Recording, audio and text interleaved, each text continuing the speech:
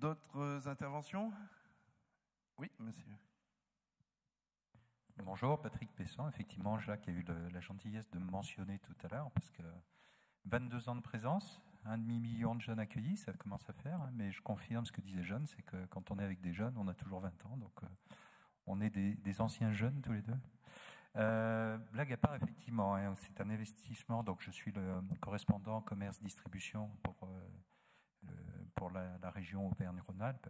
Et pour nous, c'est effectivement un investissement colossal en temps et en argent, mais c'est une fenêtre de visibilité qui est sans égale. Notamment pour nous qui avons une image pas forcément connue et peut-être pas extrêmement positive. Hein, les médias se chargent de nous faire un petit peu notre pub et c'est pas toujours très génial. Mais par contre, on offre des métiers, des vrais, des perspectives d'emploi, des perspectives d'évolution.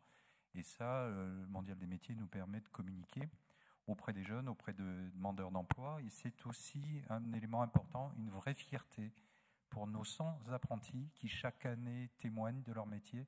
Et il y a toujours un coup de booster et c'est extrêmement positif entre le avant, le après, en ce qui les concerne. Parler de leur métier, parler de... ça renforce aussi leur fierté d'appartenance, leur fierté de faire ce métier. Et ça, c'est un élément important.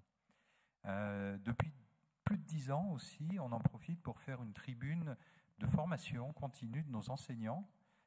Et on a reçu plus de 700 enseignants de lycées professionnels sur des sessions dédiées de formation sur les évolutions de nos métiers, avec des ateliers dédiés sur la digitalisation dans le commerce, les nouveaux concepts, etc. Et on a des fidèles qui sont là depuis l'origine, donc je pense que ça plaît pas mal. C'est un outil d'orientation à crédibilité maximale. Hein. Les jeunes parlent aux jeunes, à leurs familles.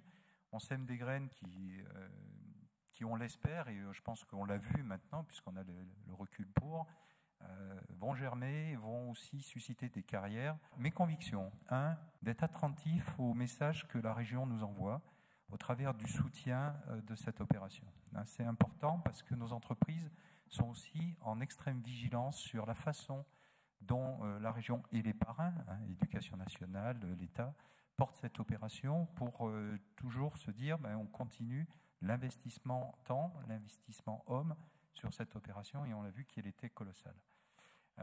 Je pense qu'explorer les pistes du numérique est aussi quelque chose d'extrêmement intéressant pour transformer les visiteurs en acteurs de la co-construction de leur parcours et de leur orientation.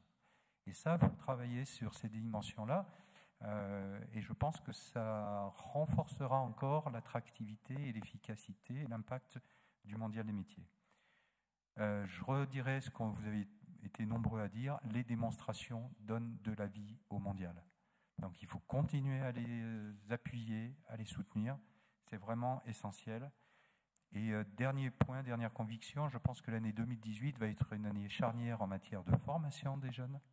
Des choses sont dans les tuyaux, vont sortir à cette occasion-là. Donc il faut plus que jamais qu'on soit mobilisés, qu'on soit ensemble pour pouvoir communiquer sur ces évolutions, parce que on sait que les orientations, c'est sur des années, que de l'information qu'on donne ne va pas tout de suite déboucher, mais au plus on est qualitatif dans l'information que l'on donne, au mieux on peut orienter et faciliter. Voilà. Dernier mot, remerciement. La Rome, c'est une super équipe, et on a grand plaisir à travailler avec vous depuis des années. Un grand merci aussi à nos équipes professionnelles motivées, à nos jeunes, et puis à tous ceux qui nous aident, les apprentis, les enseignants. Et on est sur le pont pour notre 23e participation, parce qu'on avait démarré un petit peu avant.